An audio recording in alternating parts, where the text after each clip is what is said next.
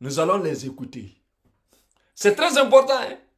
Papa, un homme là, il a son esprit en lui, non? Il a l'esprit en lui. Et puis il a son corps, non? Oui. Le reste, c'est le fourreau. C'est ça qui fait l'homme, non? Oui. Donc il n'y a pas homme sans esprit, non? Allons-y. Donc si Jésus dit il est un homme, là, c'est vrai, mais c'est faux. Jésus est un homme, mais il est esprit. Mais tout le homme a esprit.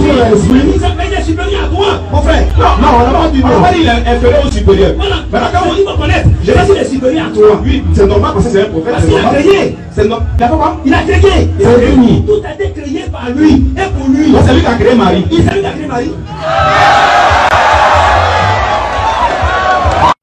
Frères chers, je vous salue. Nous avons Oustaz Diané avec le fils d'un pasteur qui s'est converti à la foi islamique qui s'appelle Ismaël Aka. Ismaël, c'est très difficile de trouver un chrétien qui s'appelle Ismaël. Je pense que c'est lui qui a choisi ce nom. C'est biblique, c'est coranique. Ça se trouve dans l'Ancien Testament, ça se trouve dans le Nouveau Testament, ça se trouve aussi dans le Coran. Ismaël, dans Genèse, chapitre 16, verset 11, il est écrit, l'ange de l'Éternel lui dit, c'est-à-dire à Agar, voici tu es enceinte et tu enfanteras un fils, tu lui donneras le nom d'Ismaël. C'est biblique. Ismaël, ça signifie Dieu t'écoute. Nous allons les écouter. C'est très important. Hein? Écoutons. Alléluia. Amen. Que Dieu bénisse. Quel Dieu d'abord, comment? Le Seigneur Jésus-Christ. Bonne arrivée. Merci beaucoup. Voilà. Et donc, quand tout à l'heure, le frère lui demandait, il a dit que entre le christianisme et puis l'islam, quelle est la religion qu'il faut suivre? N'est-ce pas? C'est ça, c'est le thème de notre caravane. Alors, ce que je voulais dire, il y a d'abord une base. Vous savez, quand un arbre pousse, l'arbre commence par les racines et non pas par les feuilles. Un arbre, quand il pousse, il commence par les racines et non pas par les feuilles. Aujourd'hui, les gens disent qu'il y a plusieurs religions, mais je défie tout le monde sur la base de l'Écriture, la Bible, qu'il y a une seule religion qui est le christianisme. Je vous dis bien qu'il y a une seule religion qui est le christianisme. On est allé à l'école, on nous a menti qu'il y a trois religions. Je vous dis qu'il y a une seule religion qui est le christianisme. Et ça, je peux le dire, sur la base de la Bible. Alors, quand nous prenons l'islam, quand nous prenons le judaïsme, qui est le fondement de tout, vous allez voir que le judaïsme, c'est pour le moment ce qui est l'islam. Il n'y a pas d'échange.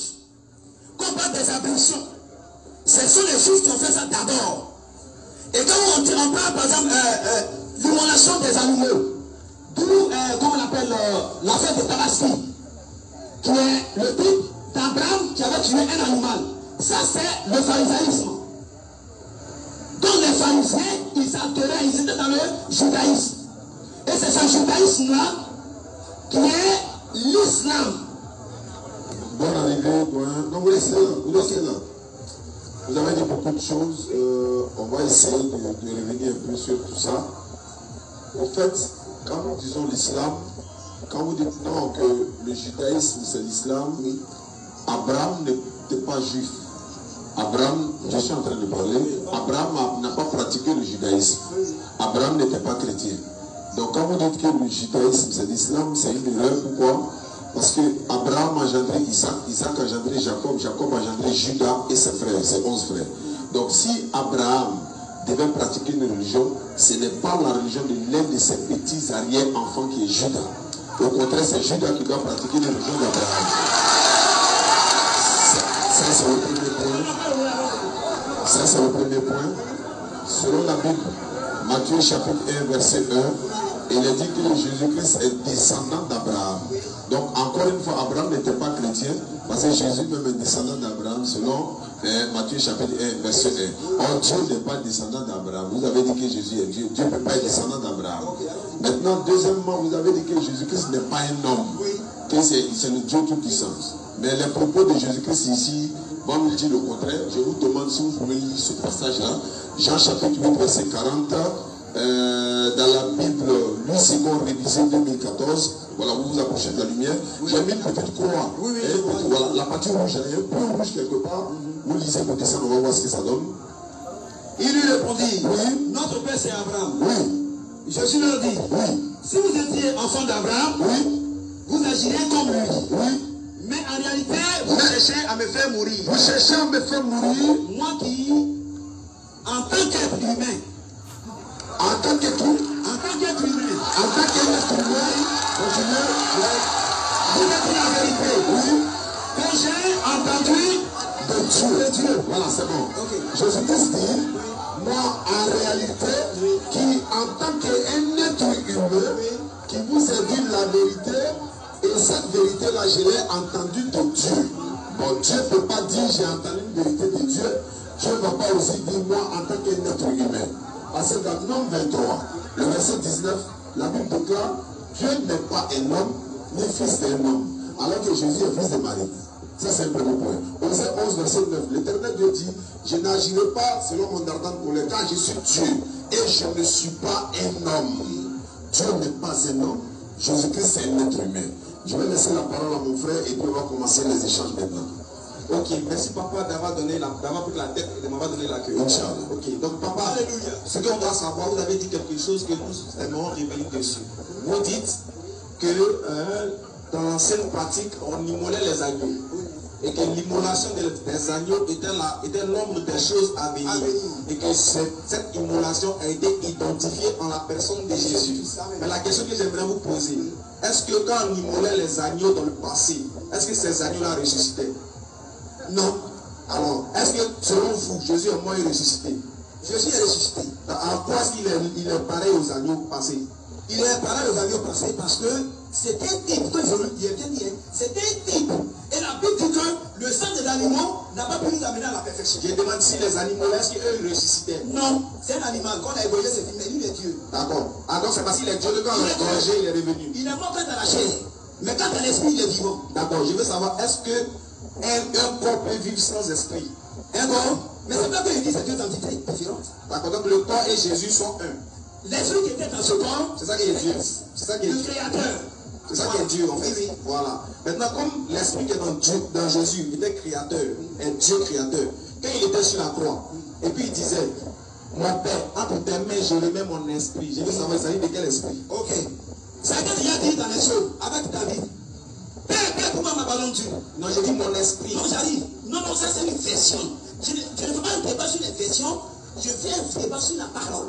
La parole, ça c'est les versions. Parce que vous prenez les versions, il n'y a plus les versions. C'est pas la version ici dans Luc chapitre 23. Oui, mais ce que vous dites là, je vous remets mon esprit. Il a dit ça à qui? Il a dit ça à qui? À lui-même. Et vous dites ça à lui-même?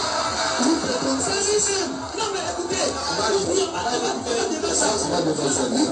C'est à lui-même. Jésus s'écria d'une voix forte. On dit Jésus s'écria d'une voix forte. Selon vous, hein? Oui. Il était sur la croix, selon vous. Étant crucifié sur la croix, selon vous, vous dites que l'esprit de Jésus, c'est ça qui est Dieu. Maintenant, écoutez ce que Jésus dit. Jésus s'écria d'une voix forte. Jésus s'écrie d'une voix forte. Père, je remets mon esprit entre tes mains. Il met son esprit qui est derrière Dieu là dans la main de qui? Dans la main de l'esprit. Attendez, Dieu est esprit. Dieu est esprit. Et c'est ce qu'il a fait que les gens n'ont pas compris. C'est bien la dit que s'il ne fait pas qui je suis, vous mourrez dans vos péchés. Donc, j'ai dit, oui. Ici, le corps de Jésus n'est pas Dieu, c'est l'esprit de Jésus qui est Dieu. Maintenant, Jésus sur la croix dit, Père, je remets mon esprit entre tes mains. Il dit son esprit qui est Dieu, là, il met ça dans la main de qui? Non, c'est à lui-même, je vous dis ça. C'est à lui-même qui est Dieu. Donc, c'est à lui-même qu'il remettait son esprit. Mais justement, c'est ça, faut relire. Allons-y. Faut relire. Allons-y. Jésus s'écria d'une voix forte. Qui a crié d'abord? J'ai dit, c'est Jésus. J'ai dit, quand on prend dans son, j'ai dit, quand on prend dans son, non, attendez. Parce que quand on parle de l'agneau là, ça c'est dans l'Ancien Testament. Il est venu pour dire que je suis tenu ma vie pour mes brebis. Ok. Donc il est venu en tant que brebis. D'accord. Donc il est savoir. Relis le texte. Quand je prends, Jésus s'écria d'une voix forte. On dit Jésus sur la croix, il s'écrit d'une voix forte. Oui, c'est une lecture, je comprends bien, allons-y. Père, oui, Je remets mon esprit entre tes mains. Ah, son esprit est déjà Dieu. Oui, il remet ça dans la main de qui? Mais justement parce que dans l'Ancien Testament c'est déjà écrit, il faut qu'il accomplisse ça. Il remet dans la main de qui? De lui-même. Il est Dieu. Père. Il a l'autorité. C'est tout. Donc Jésus remet son esprit dans sa main. Donc le Père là c'est qui? Il est le Père, il est le Fils, le Saint-Esprit. Également, vous avez dit que le christianisme, c'est la seule religion donnée par l'Éternel. Oui, oui. Mais on va dire la Bible, vous allez voir ce que la Bible dit pour la provenance du christianisme. La Bible va nous répondre. Si vous voyez Actes des Apôtres, chapitre 11 pour moi là-bas. Voilà, on est dans Actes 11, verset 6 également. Tu peux lire. Verset 6. L'ayant trouvé. 11, chapitre 26. Nous sommes dans la Bible. Jérusalem. La Bible mère. La Bible mère de Jérusalem. La Bible, la Bible mère, c'est Jérusalem. C'est la Bible de où Jésus habitait. Jésus me menait là, c'est la Bible là. C'est une version de quelqu'un. Ne dis pas que c'est la Bible mère. Allons-y. C'est la version d'Arby. Darby n'est pas de Jérusalem. On n'a pas Darby là. La Bible de Darby n'est pas de Jérusalem. Il dit des versions là. C'est pas des versions. Non, c'est Jérusalem. C'est là-bas que Jésus a dit. Non, c'est pas ce qui sauve. Allons-y. D'accord, c'est pas grave. L'ayant trouvé, il l'amena à Antioche. Toute l'année durant, ils vécurent ensemble dans l'église et s'y trouvait une grande foule considérable. Écoutez, c'est à Antioche. Ça se passe à Antioche. Que pour la première fois, les disciples furent appelés du nom de chrétiens. Ce n'est pas Dieu qui les appelait chrétiens, c'est pas un ange, c'est pas Jésus qui les appelait chrétiens, c'est pas la Bible qui les appelait chrétiens. Mais quels sont ceux qui les appellent chrétiens? La note explicative E de la Bible de Jérusalem va nous expliquer. Vas-y. Note explicative E. C'est-à-dire, chrétien là, voilà ce que ça veut dire. C'est-à-dire, partisan ou sectateur de Christus. Ou Christus. En créant ce sobriquet, ils ont créé ce sobriquet. Sobriquet, c'est comme un surnom. C'est comme une moquerie. En créant ce sobriquet pour donner aux gens pour dire chrétien là. Les païens d'Antioche, c'est pas Dieu. Les païens d'Antioche ont pris le titre Christ pour un nom propre. Voilà comment le nom chrétien vient. Donné par des païens. Et vous dites que c'est la religion de Dieu. Excusez-moi. Vous avez tout à l'heure dit que Abraham n'était pas chrétien. Il n'était pas chrétien. Et t'as dit le père de la foi? Oui. Mais la foi a commencé quand? D'accord. La foi a commencé quand? Je peux vous répondre. Est-ce que d'abord vous êtes d'accord avec un chrétien là d'abord que ça ne vient pas de Dieu? C'est sûr qu'on va, c'est pas il pose la question. Avant de répondre, non, on a lu un texte. Sauf peut-être les gens vont s'embrouiller. Est-ce que vous êtes d'accord que le christianisme ne vient pas de Dieu, mais ça vient des païens selon la Bible? Le christianisme, c'est le comportement, la manifestation de Christ que les gens avaient en eux, qui a poussé ceux-là à dire qu'ils sont chrétiens. Ça ne vient pas de Dieu.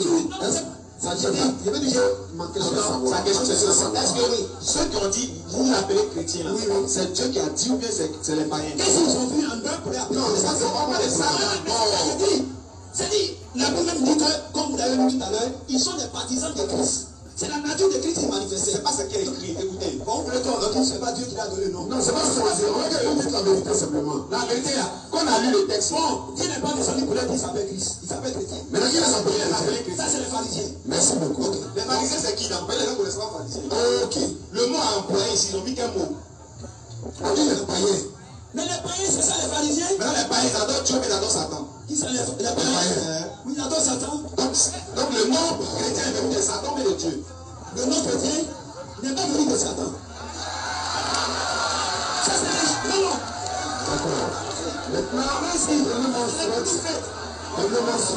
c'est pour ça que les gens Surat 3, verset 19 et Surat 22, 78. Surat 3, le verset 19, Surat 22, verset 78. Et puis, avant qu'il ne trouve la Surat, Allah nous dit dans le Coran, Surat 3, le verset 67. Abraham, il n'était ni juif. Abraham n'était pas juif. Abraham est. Le Coran en parle. Il était musulman. Abraham n'était pas musulman. Attends, le Coran va te répondre. Surat 3, verset 19. 67 d'abord. Doucement, papa, on va voir d'abord. Abraham était. Non, je vous dis. Parce que Abraham était irakien. Non, c'est pas sa nationalité. On n'a pas dit la nationalité. Surat 3, verset 67. Est-ce que la Bible nous dit la religion d'Abraham? Mais sinon, quand vous dites que les gens musulmans, c'est faux. Non. Est-ce que la Bible connaît le nom de la religion d'Abraham? Non. C'est le Coran qui en parle. Surat 3, 67. Abraham n'était ni juif. Le Coran dit Abraham n'était ni juif, il n'était pas aussi chrétien. Mais il était quoi? Il était entièrement soumis à Allah, musulman. verset 95 de la même sourate. Je ne suis pas d'accord avec vous. Quand vous dites les musulmans, c'est faux. Mais c'est écrit. Non, mais pas que tu sois d'accord, mais c'est écrit. Non. Il y a dit le Coran est venu après qui? Après la Bible? Non, c'est pas possible. Le Coran est venu après la Bible. On va voir si c'est vrai. Le Coran est venu après la Bible. D'accord. Dieu a donné. Parce que vous n'avez pas convaincu que c'est doucement. On va se comprendre. On va se comprendre. Parce que beaucoup disent ça. Beaucoup pensent que le Coran est venu avant la Bible. Mais aujourd'hui, même les musulmans pensent que c'est vrai. Mais aujourd'hui, là. Mais non, Dieu a donné la Torah à quel prophète? Le nom de ce prophète, c'est qui? À Moïse. Merci beaucoup. Okay. Le psaume à qui? David. David, allons-y. L'évangile à qui? À Jésus. Jésus. Le Coran, Mohammed sallallahu alayhi wa sallam. La Bible, Dieu a donné à quel prophète? La Bible? Ouais. La Bible, là, quand vous prenez la Bible, attendez. Quand vous prenez la Bible, je vous l'ai dit. Je vous l'ai dit que la Bible. Le prophète de la Bible, ça fait comment? Le prophète de la Bible, quand je prends les Écritures, quand nous prenons les Écritures, Dieu a donné des apôtres. Et la révélation que les apôtres ont donnée, c'est ce qui a donné la Bible. Ils ont rassemblé ces apôtres, ces versions-là. Qui a rassemblé? Qui ça? Qui a rassemblé? Chaque livre, et jusqu'à ce que les gens rassemblent, comme la version. C'est qui? Quand vous dites que Mahomet, Mahomet est venu avec on a fini, on a plus dans Mahomet. Non, la Bible, là, vous voulez défendre mon discours que Moïse, comme on appelle, Abraham était musulman. Non. Vous avez écouté. Vous dites que la Bible est venue avant le Coran. Voilà pourquoi on est revenu sur ça. On a dit qu'Abraham est revenu sur la Bible. Donc, on peut montrer aux gens que le Coran est là avant la Bible. Non. Maintenant, voilà, vous dites non. On dit Moïse a reçu la Torah. Oui, mais Moïse est venu en fait d'accord. Oui. David a reçu le psaume. Oui. On est d'accord. Oui. Jésus a reçu l'évangile. Tout ça, les sommes avant le Coran. On a compris. C'est vrai que tout à l'heure, quand il voulait commencer, peut-être qu'on ne s'est pas compris. Quand il voulait commencer, vous avez dit qu'il y a une seule religion. Et vous avez dit c'est le christianisme. C'est le christianisme. Alors, la Bible a prouvé le contraire. Non, je viens. Mais si vous dites que c'est une seule religion qui est le christianisme, est-ce qu'Abraham était chrétien? Non, mais écoutez, il est le père de la foi. Est-ce qu'il était chrétien? Il était ni musulman ni chrétien. Comme le dit. Non, il n'était pas chrétien. Le chrétien n'existait pas. Voilà, très bien. Maintenant, on revient maintenant au sujet. On revient au sujet. Voilà. La Bible. Oui. Vous dites que c'est un assemblage de plusieurs personnes. Oui. Est-ce que c'est un prophète qui a reçu la Bible? Un prophète n'a pas reçu la Bible complète. Très bien. Très bien. C'est comme ça on dit. Voilà. Même si c'est incomplet, un prophète n'a pas reçu la Bible. Un prophète n'a pas reçu la Bible complète. Très bien. Okay. D'accord. Alors que le Coran, c'est quelqu'un qui l'a reçu, même si tu ne crois pas en ça. Mais au moins, c'est Mohammed qui a reçu le Coran. Oui, bon. Très bien. Au moment où Mohammed recevait le Coran, oui. La Bible n'existait pas. La Bible n'existait pas, mais la Torah existait. Le sang existait, voilà. L'évangile existait, voilà. Mais la Bible n'existait pas. Non, c'est comme vous êtes en train de faire. C'est-à-dire, la Bible rassemblée n'existait pas. C'est-à-dire, le Dieu existait. Mais on ne parle pas de Dieu. C'est que vous ne comprenez pas. Donne-moi une chose, regardez bien. C'est que vous ne comprenez pas. Dans la Bible, quand vous ouvrez ici, vous voyez ici, c'est écrit, par exemple, c'est écrit Psaume de David. C'est-à-dire que c'est le psaume de David, plus, par exemple, les juges, plus la jeunesse, que les gens ont rassemblé, qui a donné quoi?